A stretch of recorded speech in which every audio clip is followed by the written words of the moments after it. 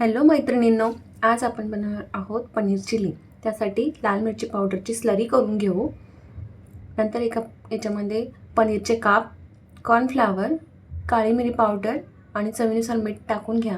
त्यात नंतर लाल मिरची पावडरची स्लरी टाकून मिक्स करून घेऊ. त्यात आणखी कॉर्नफ्लावर टाकायचं, 2 चमचे टाकले मी. डबल कोट करून घेऊ. डबल कोटिंग केल्यानंतर तळून घ्यायचं. लगेच तळायला लागायचं. चांगलं क्रिस्पी होऊ द्या.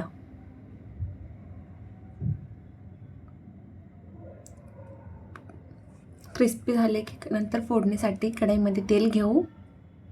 लसूण, अद्रक आणि कोथिंबीरच्या काड्या घ्यायच्या. ते चांगली हे झालं की कांदा क्यूबमध्ये कापून, शिमला मिरची क्यूबमध्ये कापून घ्या. नंतर रेड चिली सॉस टाकू, सोया सॉस आणि केचप. यात मी अर्धा कप पाण्यामध्ये कॉर्नफ्लॉवर मिक्स करून टाकलं होतं. ते क्लिप घ्यायची, विसरून गेली. नंतर पनीरचे क्यूब तळून घेतलेले. एकदम छान होते. एकदा नक्की करून बघा.